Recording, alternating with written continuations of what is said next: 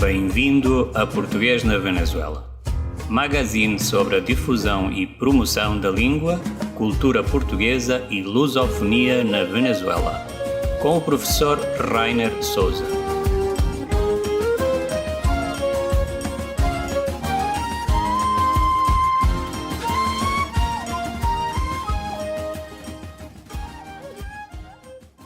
Bom dia, boa tarde, boa noite.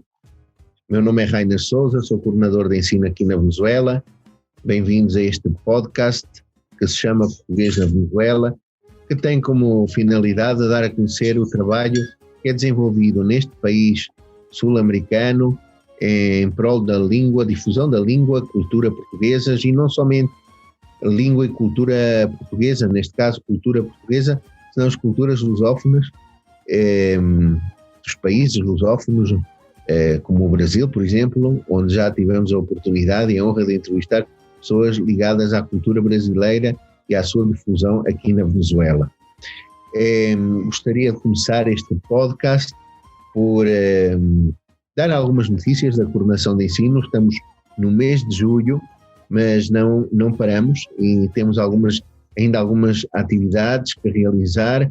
A coordenação de ensino e o Centro de Língua Portuguesa, neste caso o Centro de Língua Portuguesa de Caracas, na Universidade Central, está encarregue deste Centro de Língua a professora Digna Tovar, e nós teremos nesta sexta-feira, dia 23, à 13h, uma conferência bastante interessante, que depois também poderá ser consultada pelas redes do CLP da Universidade Central. Mas quem tiver a oportunidade de se conectar por Zoom, já está a rodar por aí a publicidade nas redes sobre este encontro com o escritor moçambicano, poeta neste caso, Lucílio Manjate, que vai falar sobre a poesia contemporânea moçambicana. A professora Digna Tovar tem-se caracterizado pelos seus convidados que nos falam sobre literatura. Neste caso tivemos há umas semanas atrás sobre literatura brasileira contemporânea, poesia contemporânea do Brasil. Desta vez teremos a oportunidade, da boca de um escritor moçambicano, um jovem escritor moçambicano, Lucílio Manjate, ouvir uma conferência sobre a poesia contemporânea moçambicana.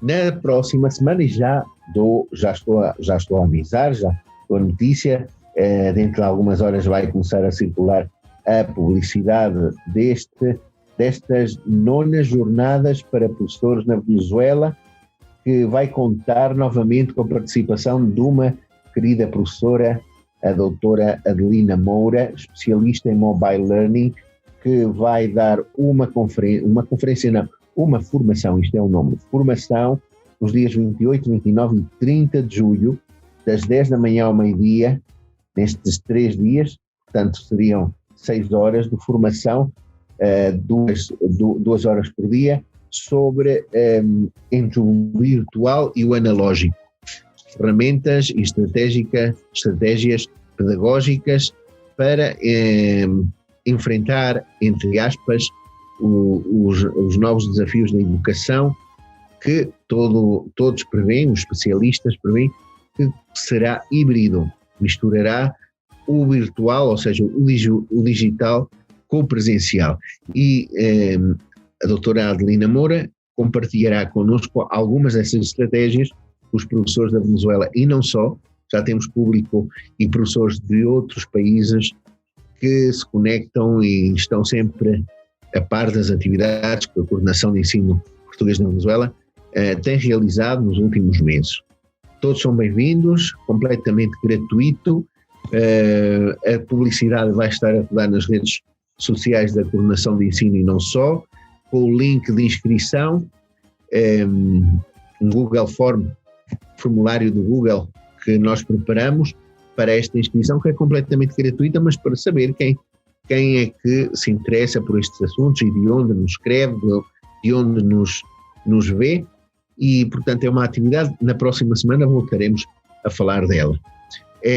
Esta semana temos um convidado bastante especial, porque é aquela voz que todos ouvimos no podcast, a iniciar o podcast, Trata-se do professor Alberto Andrade, que nos acompanha no dia de hoje, nesta entrevista, que sei que é bastante interessante e agradável. O Alberto Andrade é um homem cheio de talento, um homem também muito comprometido com o ensino do nosso idioma neste país. Olá, André, espero que esteja tudo bem contigo. Olá, Rainer. Muitos cumprimentos e agradecimentos também a ti e à tua equipa de produção deste fantástico projeto. Eu sei que este programa é uma excelente oportunidade que nós temos para trazer a nossa palavra como professores e contar coisas maravilhosas ou interessantes sobre as nossas experiências. Obrigado, Alberto. Alberto, para quem não conhece o Alberto, que nos possa ouvir de outros países, e obviamente muita gente conhece o Alberto aqui na Venezuela, mas pode haver gente que não conheça. O Alberto é licenciado em Letras, nasceu na Madeira, é português de nascimento, veio para a Venezuela, já vamos falar sobre isso. É licenciado em Letras pela Universidade Central da Venezuela, tem um diplomado em Educação para nível universitário e tem-se vindo a desempenhar como professor de português em curso de Português de Língua Estrangeira, PLE. Além disso, também é tradutor de português, espanhol e inglês. Bem-vindo, Alberto, e muito obrigado desde já, primeiro por teres aceito o convite e segundo por seres a nossa voz de entrada neste podcast. Estamos a entrevistar a voz, o homem que tem aquela voz que apresenta o podcast Português na Venezuela. Devo dizer que o Alberto, desde o princípio que eu lhe comentei esta ideia de fazer este podcast, apoiou desde o início e temos aqui o Alberto para falar com ele e conhecê-lo e falar um pouco do trabalho que ele tem vindo a desenvolver. Alberto, nasceste na Madeira, eu sempre faço esta pergunta, gostaria que falasse um pouco de ti, onde nasceste, já sabemos na Madeira, mas não sabemos em que parte da Madeira, onde cresceste, como surgiu esta ideia de ir para a Venezuela, fala-nos um pouco de ti. Pois, olha, Rainer, nasci na Madeira, no Concelho de São Vicente, e aos 13 anos vim para a Venezuela. A vida é uma coisa que vai nos apresentando oportunidades de ir de uma experiência a outra e assim vamos completando o nosso percurso, não é? Desde criança fui sempre leitor, era o meu passatempo, a minha dedicação, que com isso dava conta da minha curiosidade. Tinha sempre muitos desejos de aprender, de saber, o conhecimento sempre me cativou e a leitura, pois, foi um dos caminhos que eu encontrei para conseguir aprender muitíssimas coisas. Quem lê sabe muito bem que é assim, é uma porta ao conhecimento, essa é a leitura. Vim para a Venezuela e depois de andar uns anos a trabalhar em atividades comerciais, mas sem nunca abandonar a leitura, mantive sempre aquele sonho de estudar. Queria continuar estudos. Até que finalmente foi possível, consegui completar os estudos secundários, que os tinha deixado para emigrar para a Venezuela, e finalmente fui à universidade.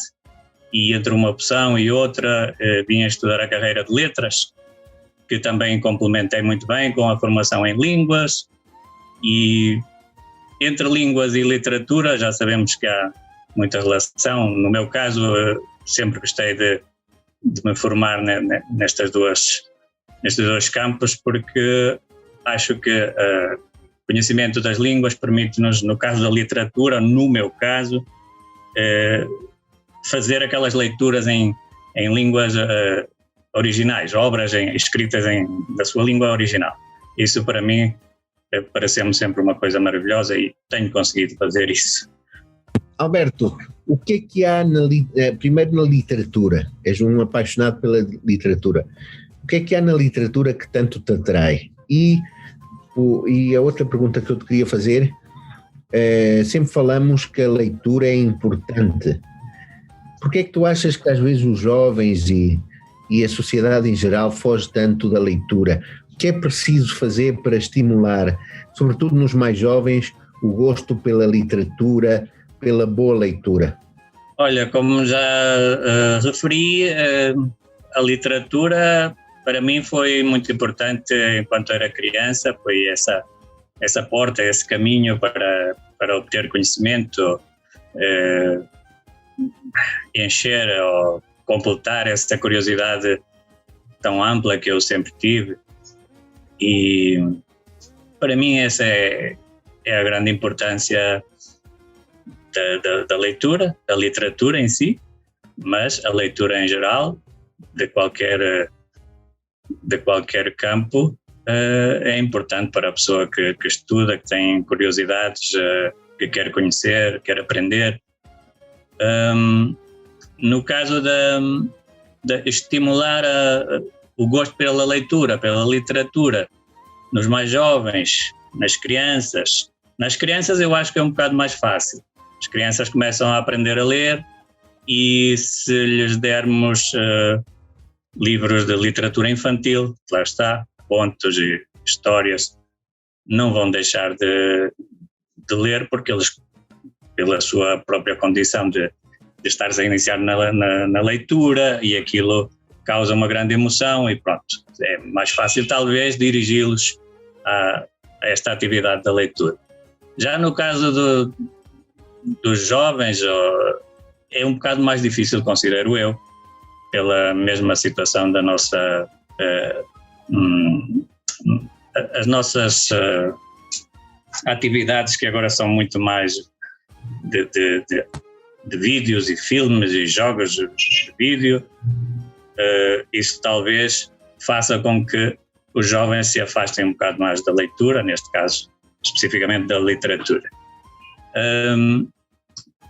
Para estimular, está no programa de estudos, no programa de educação, está incluído algumas leituras, com certeza, mas os que fazem essas leituras fazem-no acho que um bocado por obrigação, então não resulta talvez adequado com respeito ao que devia de ser a leitura, de forma mais por prazer, por desfrute ou por curiosidade, por querer aprender. Então eu acho que é um bocado difícil realmente quem não, desde criança, não continuou a partir dessas primeiras experiências como leitor, desde criança, não continuou com essa atividade, não teve o gosto para manter essa atividade de ser leitor de literatura. Eu acho um bocado difícil, não impossível. Em todo o caso, sempre há momentos em que as pessoas podem descobrir, depois de ter passado pela adolescência e ter crescido um bocado mais, podem descobrir, inclusivamente mais tarde, esse gosto pela leitura e chegar a ser grandes leitores, porque não? Isso é possível, isso acontece, aliás. Uhum. E achas que o professor tem responsabilidade nisso? Achas que o professor deve inculcar o gosto pela leitura, deve ter estratégias para fazer com que os seus alunos se apaixonem pelos autores, pela leitura, pela boa leitura? Eu acho que os professores podem tentar e devem, sim, colocar essa possibilidade, como, no caso de nós, professores de língua, como uma ferramenta para que, se eles quiserem tomá-la, os jovens, pois vai-lhes dar muitos benefícios no caso da aprendizagem da língua, neste caso a língua portuguesa, e da cultura portuguesa. Para além disso, acho que após a tentativa do professor, vai depender de aspectos pessoais, ou cultura, família, se a pessoa, o estudante, o aluno, continuar a querer ler ou não, isso já acho que já escapa das nossas faculdades. Claro, nós como professores fazemos o nosso maior esforço, plantamos aquela semente nos estudantes, e depois eles também tomam a decisão, não é? Exatamente, e assim é como deve ser, considero eu. Sempre está aquela coisa de que as pessoas devem decidir sobre os seus gostos, sobre as suas atividades, e nada deve ser imposto, nada deve ser obrigado. Sim. Eu lembro-me, Alberto, só para compartilhar uma experiência contigo e com os ouvintes, já que estamos a falar de leitura, sempre gostei de ler desde miúdo. Gostei de ler, mas depois na adolescência fui perdendo pouco a pouco o interesse pela leitura. E nós em Portugal, eu estudei em Portugal, eu estudei na escola secundária Magalhães Lima, em Esgueira, muito perto de Aveiro. Fiz ali todo o meu estudo secundário. E, obviamente, eu enveredei pelos estudos humanísticos, que chamam humanidades, e tínhamos a disciplina de língua portuguesa. E chegou à altura de ler aqueles clássicos da literatura portuguesa, neste caso o Camilo Castelo Branco. Estava no programa ler um romance do Camilo Castelo Branco que se chama Amor de Perdição, não sei se já ouviste falar. Sim. E a professora disse: vocês têm que ler este livro, nós vamos começar a estudar este romance do Camilo, e façam favor de que no dia tal vocês têm que ter o livro e trazer para a sala de aula. Vão a uma livraria e compram. E há ainda hoje livros de bolso nas livrarias bastante económicos. Havia uma edição que se chamava Biblioteca Ulisses, de autores portugueses. É uns livros de bolso bastante jeitosos. Eu comprei, nada de luxo, era o romance em si, com uma capa, mas bastante aceitável. E eu comprei o livro, eram livros bastante baratos, e eu disse: ai, que chatice, vou ter que ler isto, pá. Que coisa tão chata. Mas nesses pensamentos disse assim: olha, vou ler a primeira página, a ver o que tal. Olha, Alberto, apaixonei-me por aquele romance. Que coisa extraordinária, não conhecia Camilo Castelo Branco. É uma história ambientada no século XIX, uma história de amor, pá, mas aquilo estava tão bem escrito que eu devorei aquele livro em 2, 3 dias, não sei, o romance não é muito comprido, mas então apaixonei-me pela literatura dessa forma, retomei aquele gosto que eu tinha em criança, com livros infanto-juvenis, e li e comecei então a querer descobrir quem foi Camilo Castelo Branco. Depois a professora nos pediu que lêssemos o Essa de Queiroz, tivemos que ler os Maias e tudo mais. Eram os livros que estavam dentro do programa de ensino de língua portuguesa em Portugal naquela época, nos anos 90, quando estudei. Isso para te dizer como é que às vezes nós de repente nos interessamos porque temos o livro certo na nossa mão, que acaba por despertar esse apetite pela boa leitura. Exato. Agora queria-te fazer esta pergunta: quais são aqueles autores portugueses e venezuelanos, porque tens um curso universitário em letras, que tu mais aprecias e porquê? Olha, começamos pelos portugueses. O Essa de Queiroz é o meu preferido. Essa narrativa realista que nos conta aqueles pormenores da vida dos portugueses, da família portuguesa, as complicações que existem ou que saem, o ambiente, os costumes, como é dessa corrente realista. Eu acho que é muito interessante ver como é que as pessoas viam aqueles pormenores da casa, das senhoras mais velhas, os mais novos, e depois já está o que o autor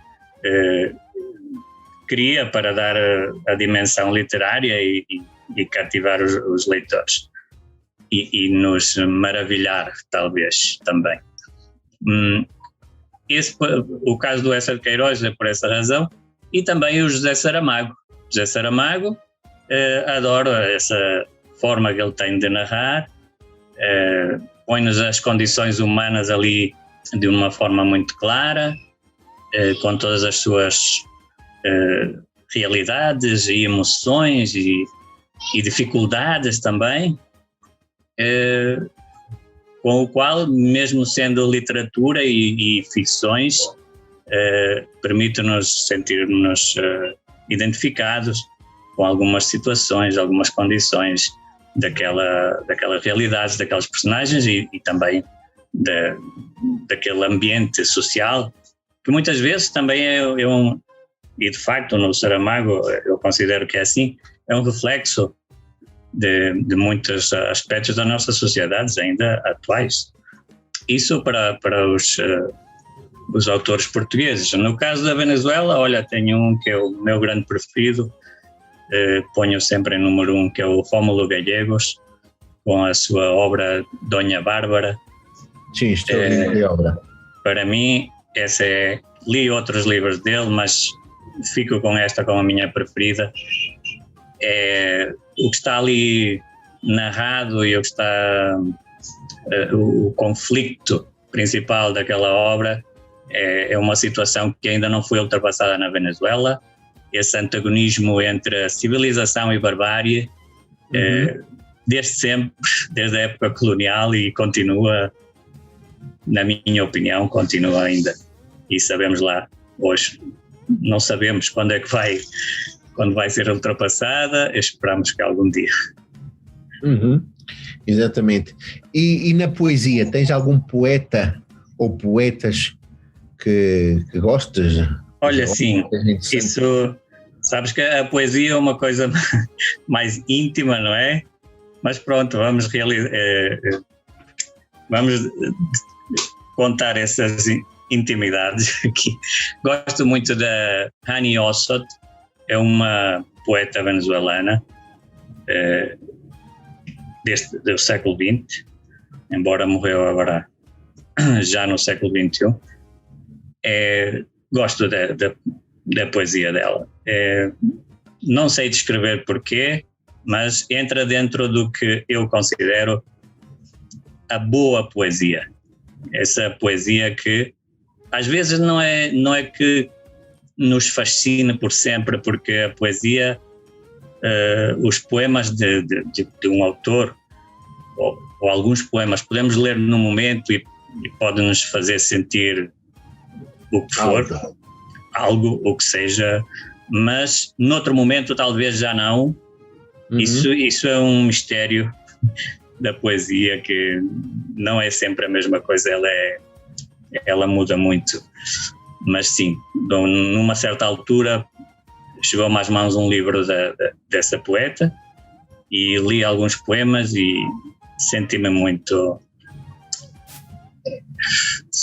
emocionado e muito identificado com essa realidade interior complexa que ela expressa nesses poemas. Como é que se chama essa autora? Hani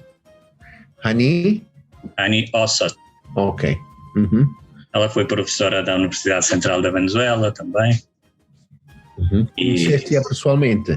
Não cheguei a conhecê-la pessoalmente, mas é daquelas poetas que eu considero poetas, realmente, porque o que escrevem aquilo sai mesmo das vísceras da alma.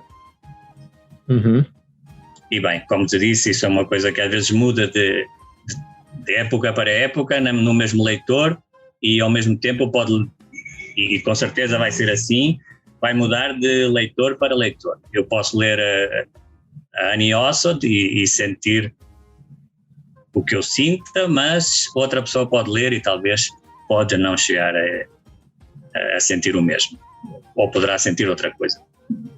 Para mim, a poesia dentro da literatura, a poesia é uma coisa à parte.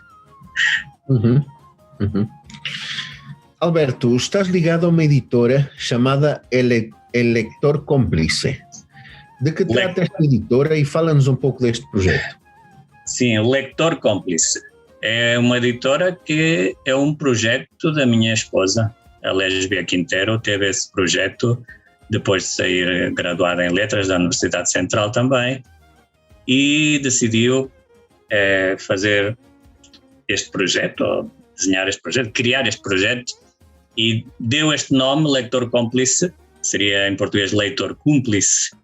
É uma homenagem ao escritor argentino Júlio Cortázar, por uma situação onde ele utiliza a expressão leitor cúmplice e e outro tipo de leitor.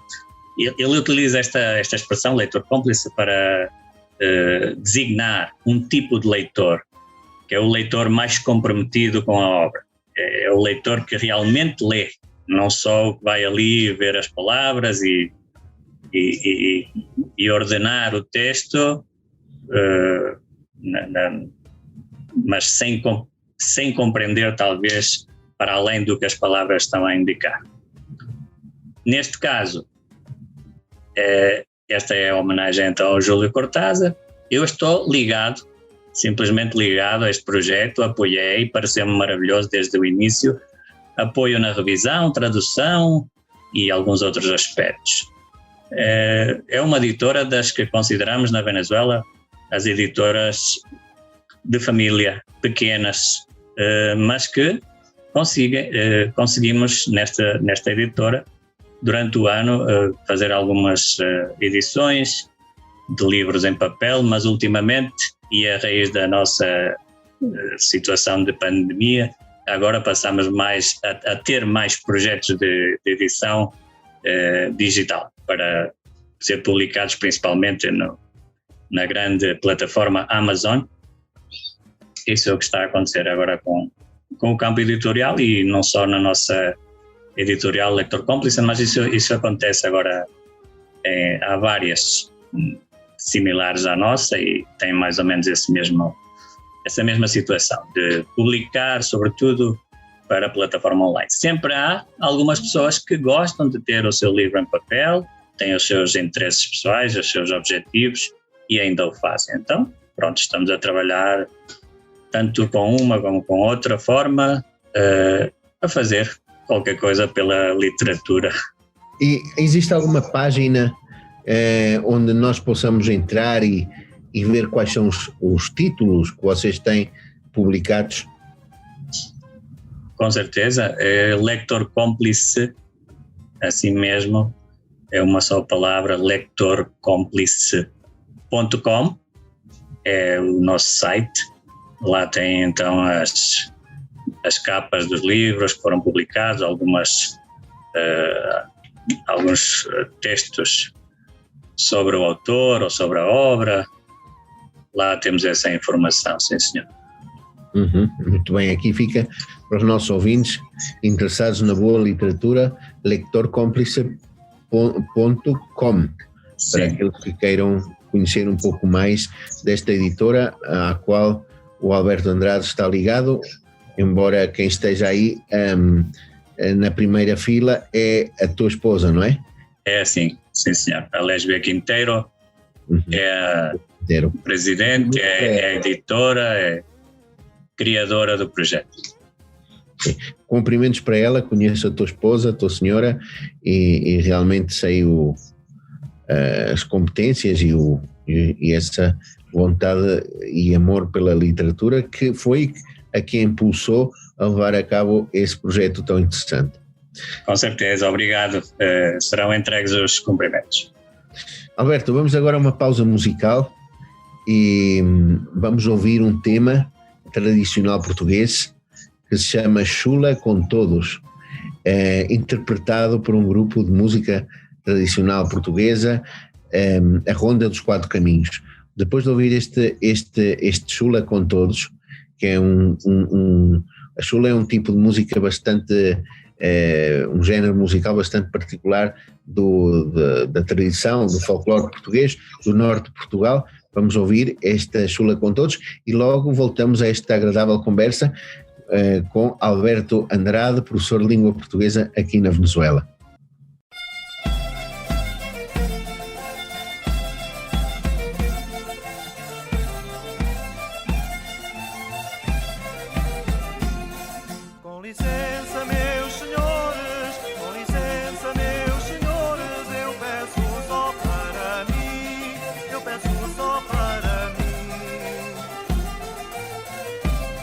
Vou cantar uma cantiga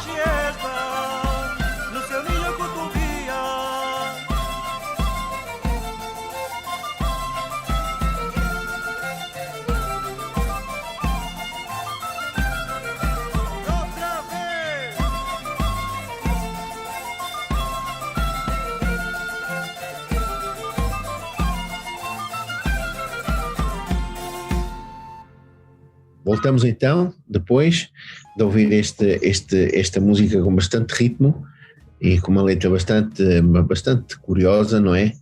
Esta chula com todos.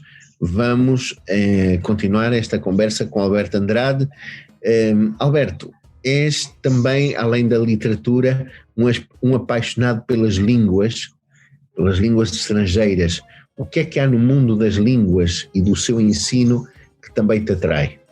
Olha, além de ter essa curiosidade ou essa paixão por compreender o que essas pessoas que são falantes de outras línguas estão a dizer, coisa que foi um fenómeno que me aconteceu desde criança, sempre quis saber o que é que significavam essas músicas que davam no rádio e estavam em inglês, pronto, eu não percebia e queria saber, eu tinha essa curiosidade e queria ter esse conhecimento, além de compreender, também gostaria de falar.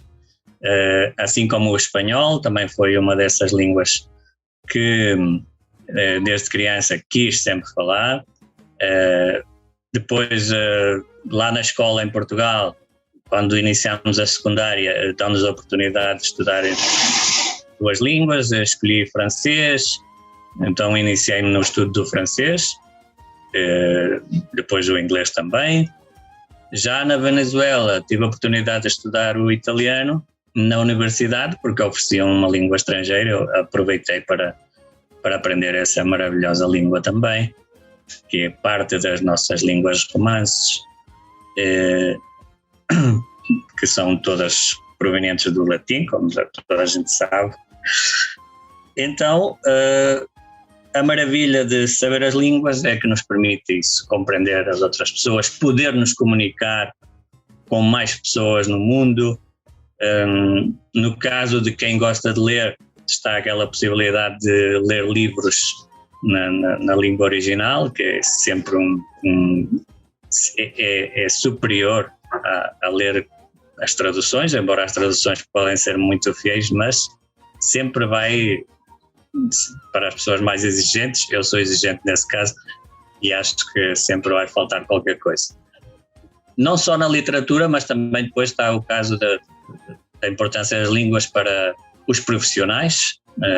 No nosso caso, como professores portugueses, sabemos isso. Muitos dos nossos alunos vão ali aprender uma língua, a língua portuguesa, a cultura, para depois desempenhar-se em relação a empresas, a atividades relacionadas com língua portuguesa ou com o país, com Portugal, com empresas de Portugal, ou vão viver em Portugal, se isso é parte do seu projeto. Então, são muitas a importância que têm as línguas, é imensa para muitos casos. Os jovens hoje em dia têm muita tendência de aprender por esta coisa de haver tantas redes sociais agora diferentes, videojogos, os filmes. Então acho que os jovens agora têm mais facilidade e também têm mais necessidade de falar outras línguas. E é um fenómeno que se está a dar e que acontece, e os jovens conseguem fazer isso. Aprendem muito as línguas através de jogos, quer dizer, começa a ser por uma entretenimento, de diversão, passatempo, e depois acaba por ser, em alguns casos, paixão, necessidade, e vai trazer, com certeza, muitos benefícios a cada um. Sim, e dentro destas línguas estrangeiras, como é que surgiu o interesse por ensinar português? Olha, não só por ensinar português, realmente eu acho que é eu acho que é um aspecto de destino que eu tenho com isto de dar aulas, de ensinar, de transmitir conhecimentos. Desde criança, eu tenho um irmão que é mais novo e depois andávamos na escola e ele e alguns amigos precisavam de explicações porque não iam ali muito bem com algumas disciplinas, alguns objetivos da escola. Lá eu me armava em professor, nas férias e fazia revisões e dava explicações e tal, e aquilo era assim um bocado entre inocente, mas também ao mesmo tempo gostava de fazer isso. Era necessário também, podia ajudá-los com isso. No fundo era uma forma de ajudar e também notava que passávamos um bocado agradável. Eu a fazer de professor e eles a fazerem de alunos aí, quando no fundo estávamos praticamente nas mesmas idades, 1 ano de diferença ou 2 anos. Então começava, logicamente naquela altura não pensava que algum dia ia dar aulas, que ia ser professor nem nada disso. Depois, com o tempo, aqui na Venezuela também, depois de ir estudar, tive a oportunidade de dar algumas explicações de línguas e da disciplina castelhano, que é um bocado às vezes difícil para os alunos. Mas assim, uma coisa às crianças, dos vizinhos, pediam-me esse favor e pronto, eu colaborava com isso. Dessa forma, dava algumas aulas, vamos dizer assim, mas não eram aulas realmente, mas explicações. E pronto, passou o tempo, saí da universidade, graduado, e comecei a ter algumas atividades relacionadas com o mundo editorial e traduções e revisões, etc. Até que um dia encontrei-me com um rapaz muito conhecido no nosso ambiente da colónia portuguesa, que é o Agostinho Perejil. Deves conhecê-lo com certeza. Quem não conhece o Agostinho? Então, esse rapaz, numa conversa comigo e a falar do que eu acabava de estudar e quais eram as minhas possibilidades de trabalho e profissionais, e ele disse-me: olha, eu conheço o professor David Pinho, ele é coordenador de curso de português. Naquele momento o Agostinho também estava a estudar no curso, no Colégio Fátima de São Bernardino, e propôs-me recomendar-me com o professor David Pinho, e em 2007 o professor David Pinho disse-me que sim, que passasse a falar com ele, uma entrevista, e depois dessa entrevista disse-me: olha, para o ano que vem vou abrir um curso e vais lá dar umas aulas. E foi assim. Quando dei por ela já estava a ser professor de português. Mas começou nessa altura e olha, tem sido uma grande experiência que vai durar muitos anos mais, com certeza. Já desde quando? Há quantos anos? Pois iniciei-me no 2008, então já lá vão 13, vai para 13 anos. Já lá vão 13 anos, sim senhor. Alberto, uma pergunta, uma opinião tua, não é bem uma pergunta, é uma opinião. Qual é a tua opinião sobre o estado atual, o estado virtual do ensino neste momento devido à pandemia, e como vês o futuro? És partidário de um ensino tradicional, presencial, ou apostas no ensino híbrido no futuro, e porquê? Olha, eu acho que nós agora estamos praticamente unicamente com aulas virtuais, mas isto já estava a acontecer. Pouco a pouco o mundo ia para o mundo da educação, do ensino, ia para isso, para aulas virtuais ou semi-presenciais ou híbridas, como tu bem estás a chamar aqui. Eu acho que o ensino, a educação ia para essa modalidade de aulas virtuais. Mas o que aconteceu com esta situação de pandemia é que acelerou a situação e tivemos mesmo por necessidade e obrigação de passar a esta atividade, mas de uma forma repentina e um bocado atrapalhada também para muita gente, não é? Eu sei que isso aconteceu a muita gente, não estar para nada preparados, e pronto, nem temos que estar preparados para tudo também. No meu caso, eu já tinha iniciado algumas aulas online com alunos que tinham ido da Venezuela já há 6 anos atrás. Quer dizer, uns anos antes da pandemia, eu já tinha entrado por essa experiência de dar aulas online, e E embora já nessa altura, logicamente, já se ouvia falar de cursos à distância, ou ensino híbrido, que seriam as semipresenciais, umas aulas online e outras na sala de aula. Acho que no meu caso eu adiantei-me o que já vinha, o que já estava por acontecer, ou já me estava preparando. Se não acontecesse isto, estava-me preparando para esse futuro que eu considerava que ia vir a acontecer, que são a importância de aulas online, onde podemos ter aulas pelo mundo inteiro, o mesmo que acontece com o que estavas a comentar ao início do programa, que pessoas que estão fora da Venezuela, em qualquer parte do mundo, conectam-se e participam das atividades que tu organizas. Depois, depois de eu dar aquelas aulas online, descobri que havia plataformas também para dar aulas online.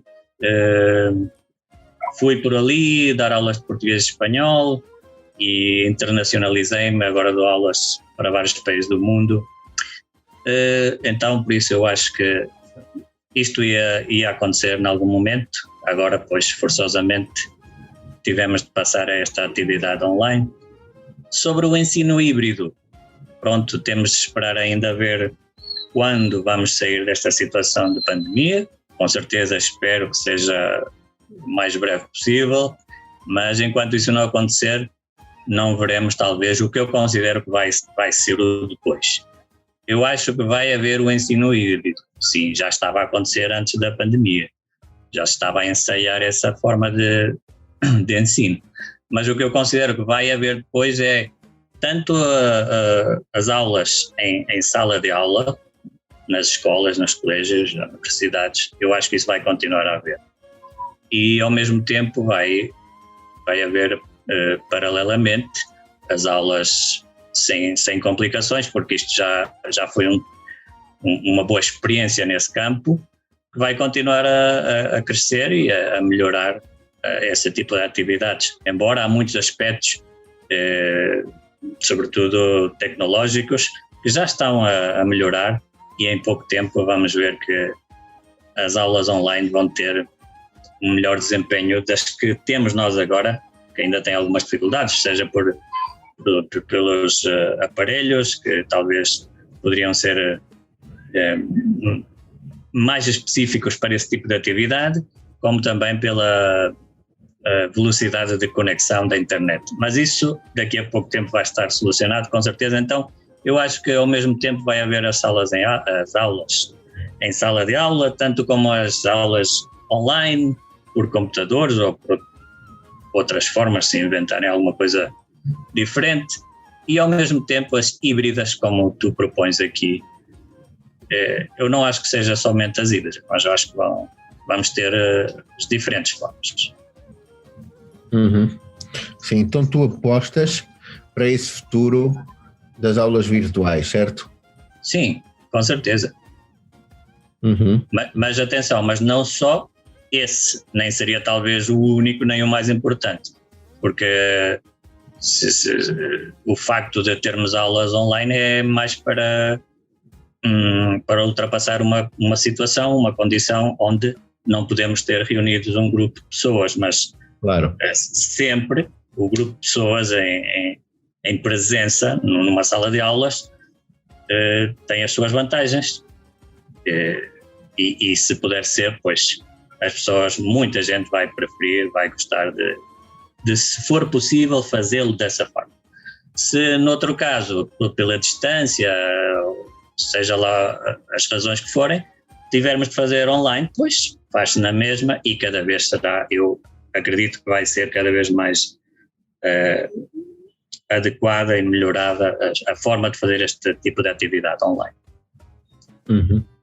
E nós podemos assistir nos últimos meses com a pandemia, ou no último mais ou menos ano e meio, como as plataformas têm vindo a aperfeiçoar-se, não é?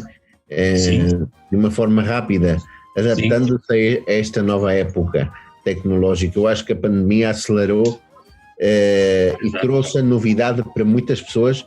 Já tu trabalhavas com isto, mas para muitas pessoas trouxe a novidade de que é possível fazer as coisas à distância.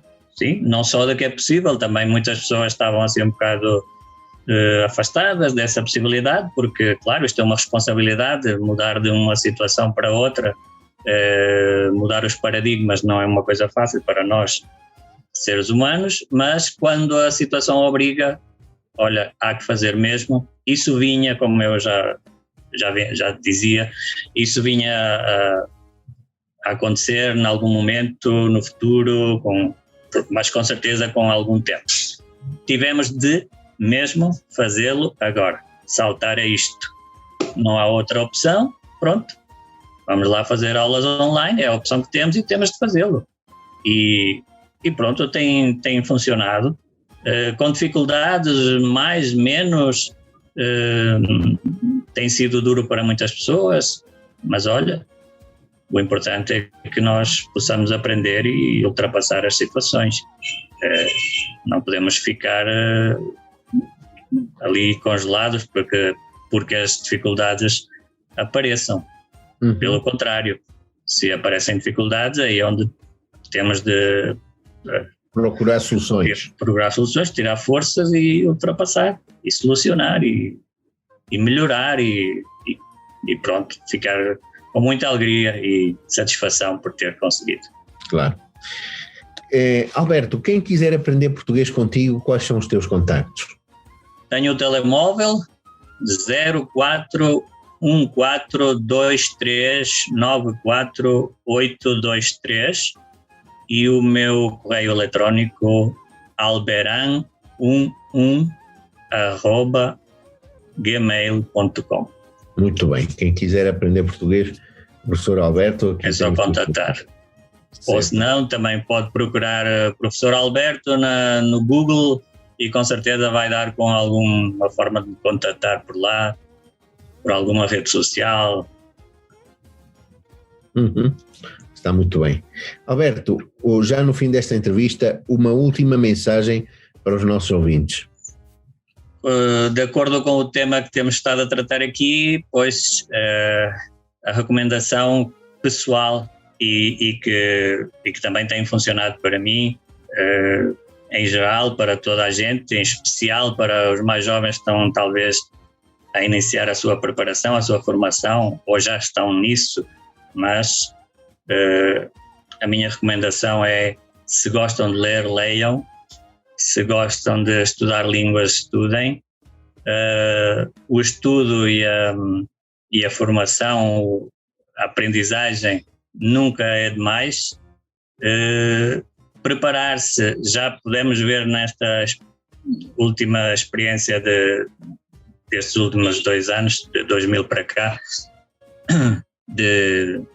quis dizer de 2020 para cá, a nossa experiência está-nos a dizer que é importante aprender tudo o possível sobre tecnologia, as novidades tecnológicas, tudo o que se possa aprender para o campo profissional e não só, para o campo pessoal. É a minha recomendação que as pessoas mais jovens que estão em formação ou os que já são profissionais, se ainda não conhecem estas ou outras formas de melhorar a sua capacidade profissional, façam estudos de língua e de línguas estrangeiras, as que preferirem, as que mais gostam, e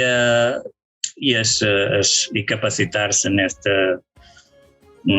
nas novas tecnologias, que com certeza, e é uma coisa que não sei se não tocamos isso, mas alguns programas dos que tu tens já preparado, que estás a convidar-nos para assistir, têm professores que vão falar-nos de como serão as aulas de agora para a frente, as novas estratégias de ensino, especialmente para estas novas aulas híbridas ou online totalmente.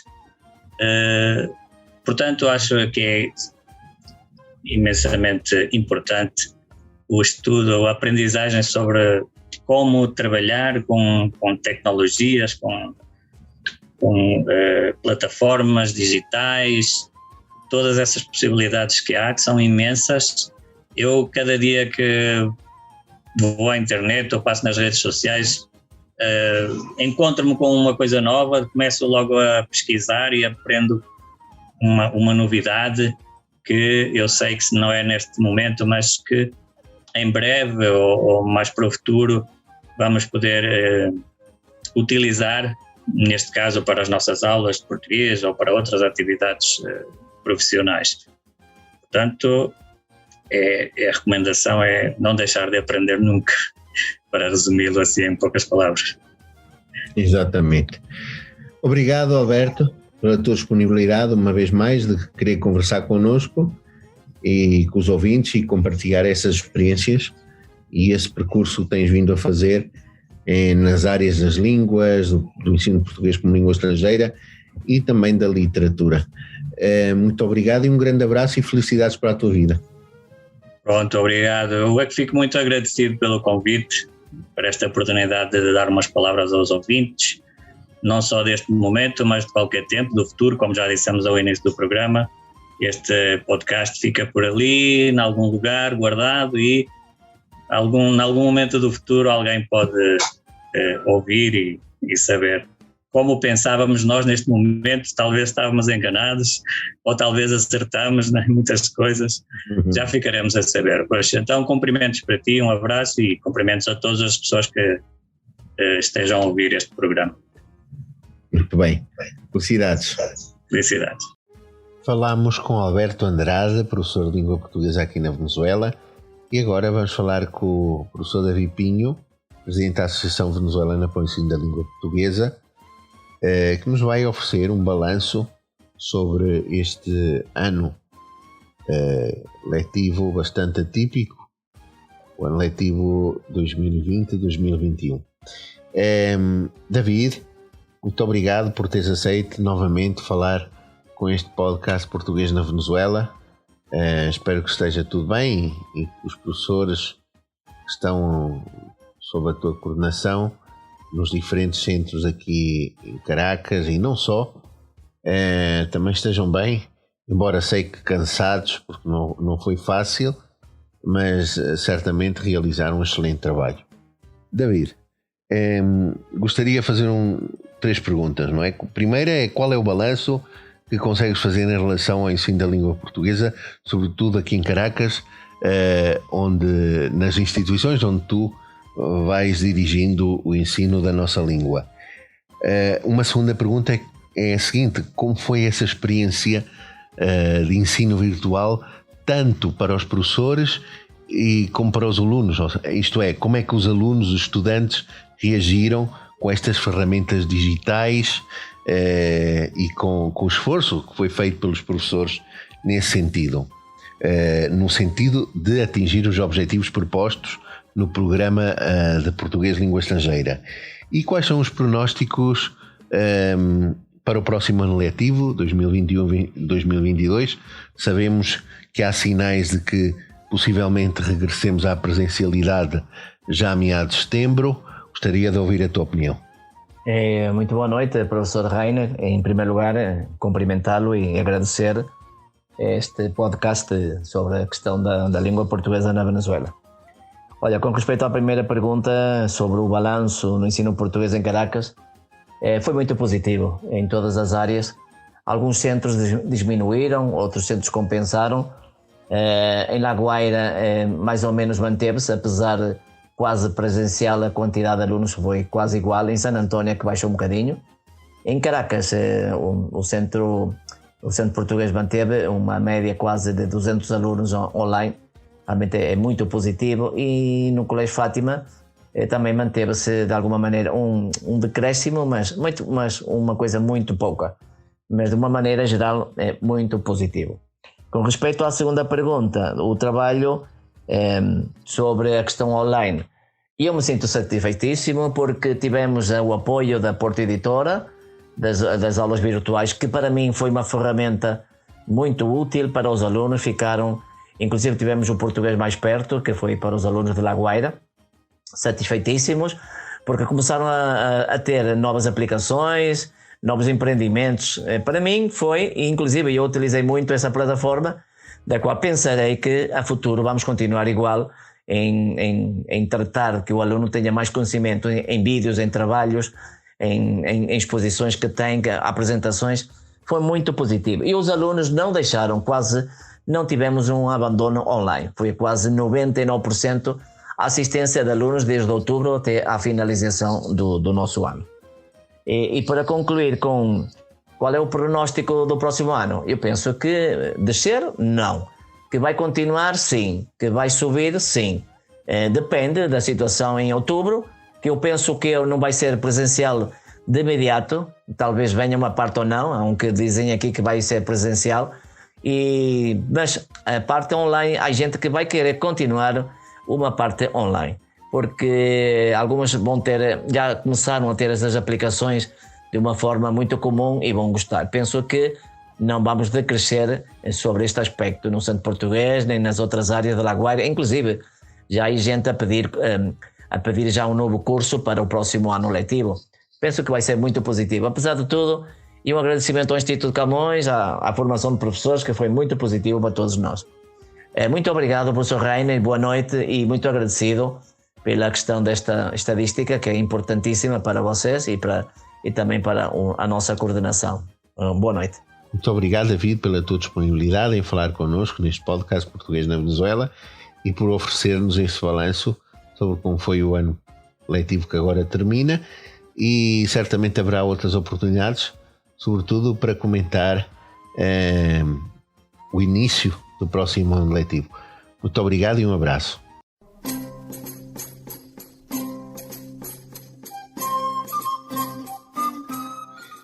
Na semana passada falamos do reinado de Dom Fernando e vimos como Dom Fernando deixou a sua única filha casada com o rei de Castela.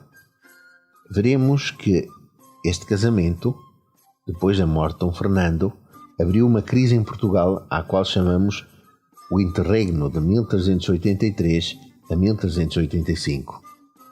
Contrariando o contrato de Salvaterra de Magos, Dona Beatriz e o seu marido foram aclamados como reis de Portugal, com o consentimento do clero e nobreza, tendo-se gerado um clima de instabilidade e de desagrado na população portuguesa.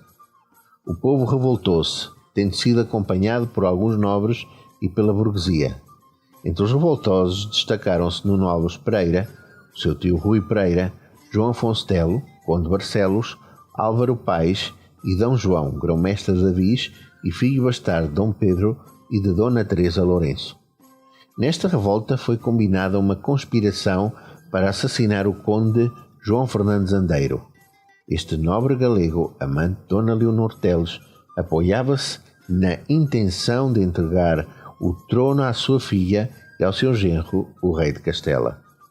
O chefe da conspiração foi Álvaro Paes, rico e honrado burguês, já com alguma idade, que tinha sido chanceler-mor de Dom Pedro e de Dom Fernando.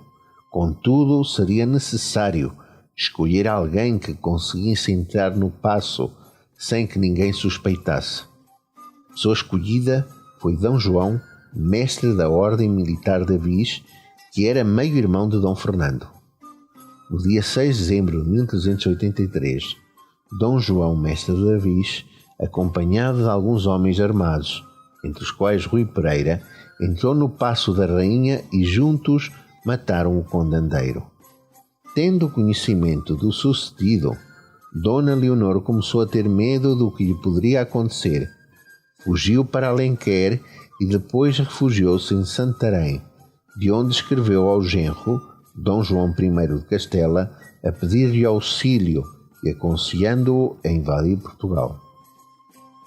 A ideia da invasão castelhana e da união das duas coroas tornava-se cada vez mais forte, pelo que foi necessário encontrar um chefe que liderasse a defesa perante a invasão castelhana que se previa.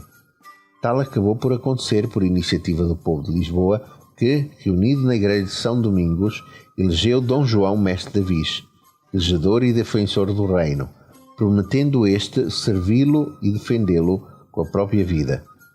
O entusiasmo popular invadiu todo o reino, destacando-se as cidades que apoiaram o mestre de Avis. Contudo, existia uma divisão entre a população portuguesa. Por um lado, o grupo apoiante do mestre Davis, composto pelo povo, nomeadamente pela burguesia, por alguns nobres e certos membros do clero. E também, por outro, o grupo apoiante de Dona Beatriz, composto pela nobreza e pelo clero. Na próxima semana saberemos qual é o desenlace desta crise política que imperou em Portugal entre 1383 a 1385. Terminamos este podcast Português na Venezuela de uma maneira diferente.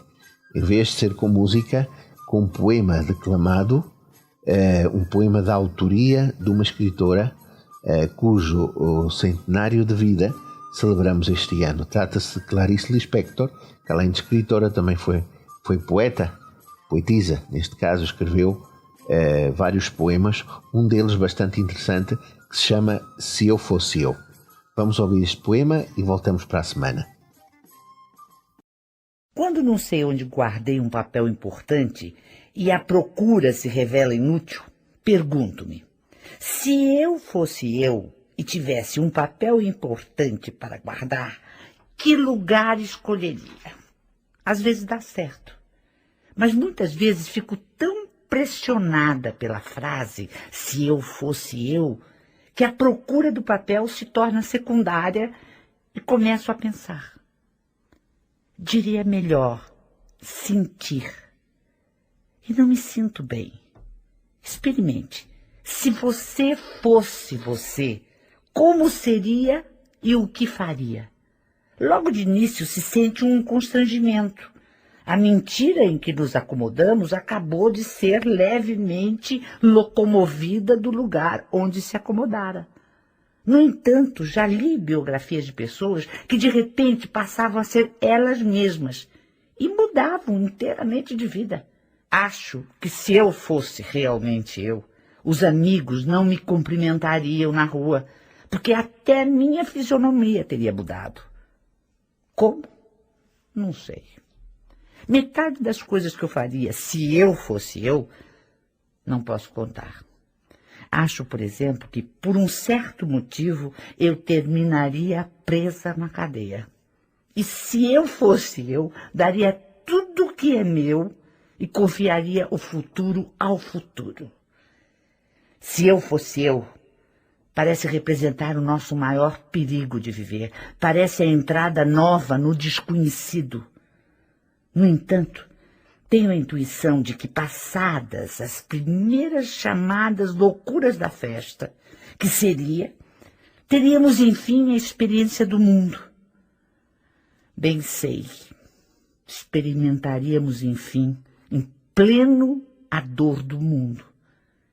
E a nossa dor, aquela que aprendemos a não sentir.